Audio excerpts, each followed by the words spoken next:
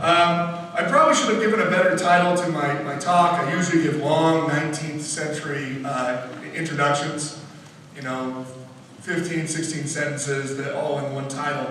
This time I thought I'd just make it really short, and trick as many of you as I could to come into it.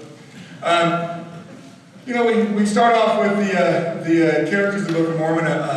Me and a colleague wrote a book on how the book was translated, some of which, the timing which Jack has really provided a very amazing analysis of here. I always like to start with this because in a room of everyone studying the Book of Mormon, I'm hoping someone can read these characters.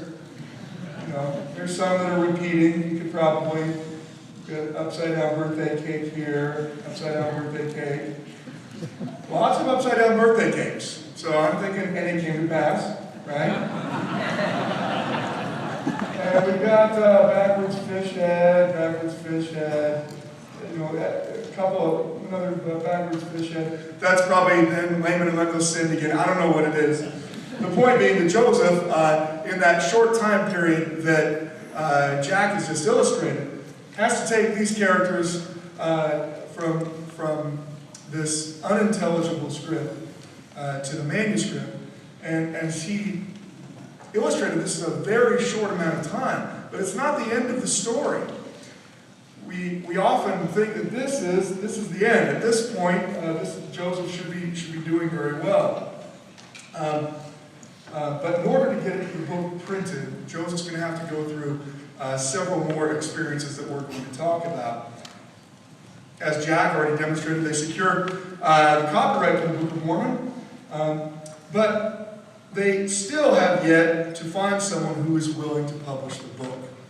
So I want to talk to you about the various people that they approach for this and what their general responses are, and go through them. Grandin, Edward Grandin, is obviously the name most connected with the printing of the Book of Mormon because he's the one who printed the Book of Mormon. That's freshman level BYU church history for you. But we also, many people don't understand the odyssey it was even get Grandin to agree to do this. Grandin is not willing at first to do this. Now he's the one most capable of doing it, has the large print shop, has a book bindery, has produced and sells other books there at his shop. This is still something more mammoth than anything he's undertaken, but he at least has the ability to do it. The problem is, he doesn't want to do it. There's some good indication that he's friends with Martin Harris, and perhaps that's part of the reason why. But at least according to a relative, Grandin not only refused to print the book when they were first approached with the idea of printing it, but in fact tried to persuade Martin Harris to not print it. And took that level of persuasion even beyond just Martin Harris. He started to go to all of Martin Harris's friends in town and started to try to build a consensus against him to try to convince him not to print the book. According to this relative, Grandin at once advised him against the supposed folly of the enterprise and also sought to influence Harris to desist and withdraw his financial support. So Grandin is not only unwilling to publish it, he's unwilling to publish it and then is going to try to prevent its publication. This must have been quite a setback early on for Joseph, because I'm sure Martin had told him, oh, no worry, I'm sure we'll be able to convince my friend Grandin to print this book. And then when presented with it, yes, Grandin will publish the publication notice in his book. He'll publish the title page in his newspaper. But along with it, with a sarcastic commentary saying, it's pretended that this book will soon be published here. I mean, but it probably doesn't sound like he's planning to publish it himself, or he's very self-deprecating. So after Grandin's refusal, the next printer that they're going to go to is one that we don't know a whole lot about and is not as well known. This is Jonathan Hadley. Jonathan Hadley is a phenom in the printing world, in fact. He's only 20 years old. And so if you can imagine Joseph and Jonathan Hadley having this conversation about publication, we're not talking about a whole lot of experience either way for these men that are involved in these negotiations. Hadley is the editor of a newspaper called the Palmyra Freeman. The Palmyra Freeman is, as the name implies, a heavily anti-Masonic political paper. And he publishes in his paper all the time, oh, I can publish anything, you name it, invitations, postcards, books, he can do anything, except not this, obviously. When Joseph comes to him and presents him the idea of 5,000 copies of a nearly 600-page book, that's a little bit more than the ramage press, the kind of tumble-down press that he has, is going to be able to do. Certainly beyond his capabilities. And that's to say nothing of his ability to bind it. But Hadley does not simply tell Joseph no. Instead, he points Joseph in the direction of someone who might be able to print the book. Instead of sending him somewhere nearby, he sends him to the master that he apprenticed under. This is Thurlow Weed. Thurlow Weed's the editor of the Anti-Masonic Inquirer. He's going to become very famous in American history as one of the founders of the Whig Party and one of the main founders of the Republican Party as well. The person who nearly succeeds in getting William Seward nominated to be President of the United States in 1860. We all know Abraham Lincoln ends up getting that, so it probably turned out better that way. But Thurlow Weed also has printed multiple things in his life. And so when Joseph and Martin Harris arrive there, it's actually fairly difficult to figure out how their conversations went. One of the reasons why is Weed will give numerous different accounts of these publication negotiations throughout his life. Thurlow Weed is a lifelong politician, and I know it's hard to believe that as a politician he might say things that are not exactly true or change his story based upon the political circumstances at the time. But imagine a world where someone with political ambitions may say something that may not exactly be true all the time. He will, in his earliest account of this negotiation, say that he simply told them, well, we aren't in the book printing business, go find somebody else. Over the course of time, that story becomes broader and broader and broader. You can see this in one of the quotes that he gives. Discuss it with what we deem to be a weak invention, and not caring to strip Harris of his hard earnings, the proposition was declined. He also went on to say that he claimed that he advised Harris not to mortgage his farm and beggar his family, tried to convince him not to pay for the printing of the book. Probably the most fascinating thing is that as time goes on, and Mormonism becomes more and more of a pariah in 19th century America, it becomes the equivalent of obvious moral evil by the 1860s, 70s, and 80s. Weed's conversation will change to match the times. He starts off by saying, well, we weren't in the process, we weren't in the business of publishing books, so I said no. And then he goes to, well, I knew that this was morally wrong, right, as a good politician would. And to the point where he waxes quite poetic in his autobiography, where he essentially is the great defender of the United States, trying to prevent the Book of Mormon from being published. That account also is the account that's the most fascinating to read, because one of the things that Weed claims, and his claims are becoming contradictory at this point, he first says, oh, I just totally dismissed them. But in this later account, he actually admits that he met with them on multiple occasions, which suggests he's not as disinterested as he might have let on in the first place. But that Joseph will return to visit him, and this time with a stone that he'll place in a hat and begin translating it, a demonstration of translation right in front of Thurlow Weed. It's a pretty fascinating discussion. It's not a very pro-Joseph discussion, but hey, it's still fun to read. In the end, Weed is going to say no. So now they've exhausted their abilities in Palmyra. They've traveled to Rochester. They've talked to the person that they were sent there to talk to, one of the more prominent printers there. He's already said no. And what are they going to do now? Well, in point of fact, they find someone after this who will be willing to print the book. Again, we don't know any firsthand aspects of the discussions that surround Elihu Marshall's agreement to publish the book. Marshall also is a well-known printer. He's a direct rival in Rochester of Thurlow Weed, because Thurlow Weed is anti-Masonic and Elihu Marshall is a pro-Mason. But Elihu Marshall is a book printer. In fact, he's the publisher of multiple textbooks that are used by itinerant school teachers. In fact, one of his textbooks is being sold in Grandin's print shop in Palmyra. So it's possible that one of the reasons why they seek out Marshall is Calgary is saying, oh, I teach reading out of this book. Marshall is also a little bit more open in his religious views than many of the other people they've met. He himself is a religious outsider.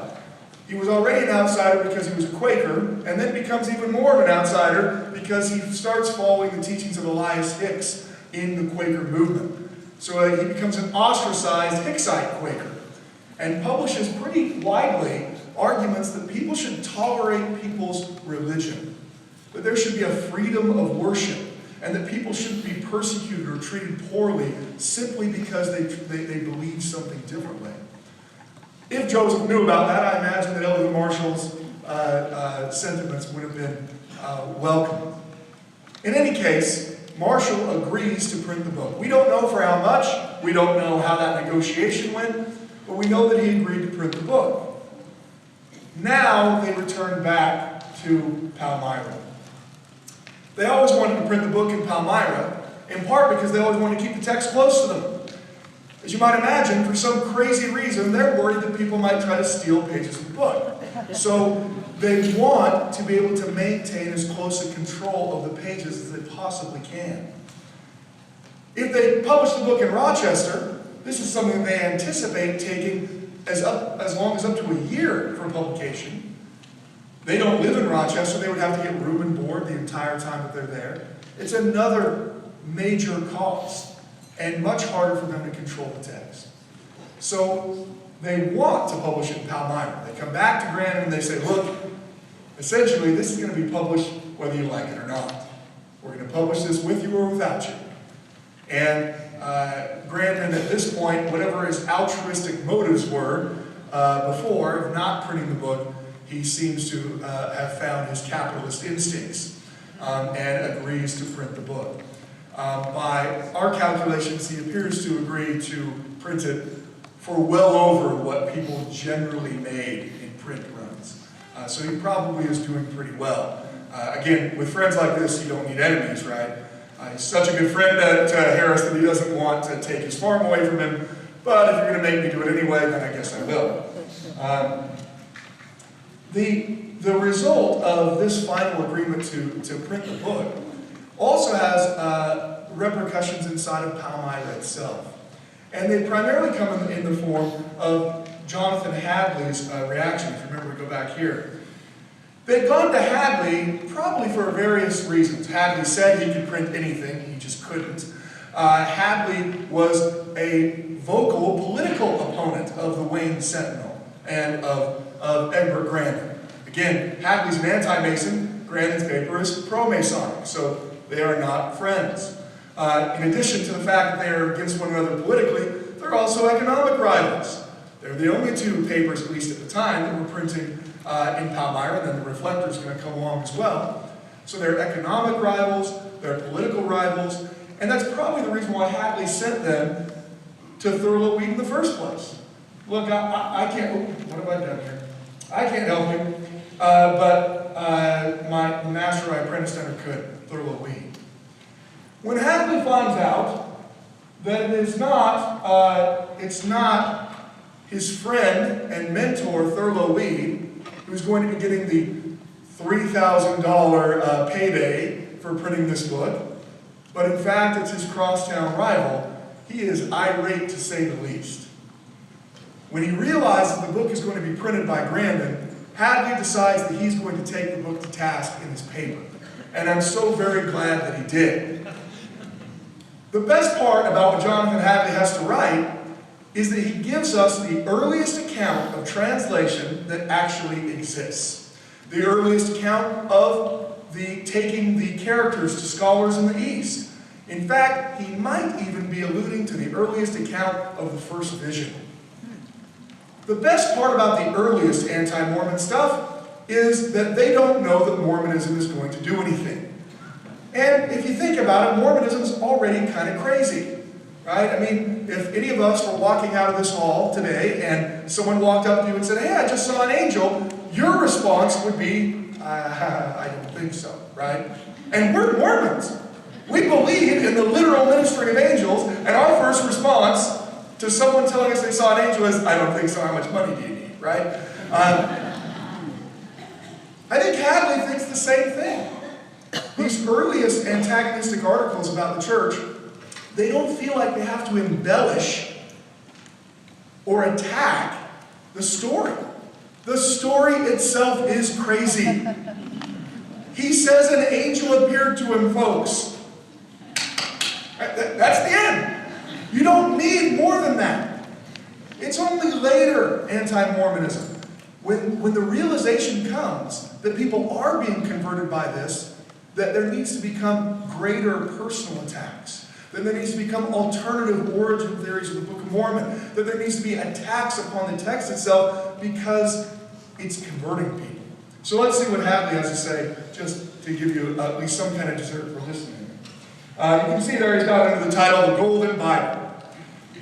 The greatest piece of superstition that's ever come within the sphere of our knowledge is one which has for some time past and still occupies the attention of a few superstitious and bigoted individuals of this world.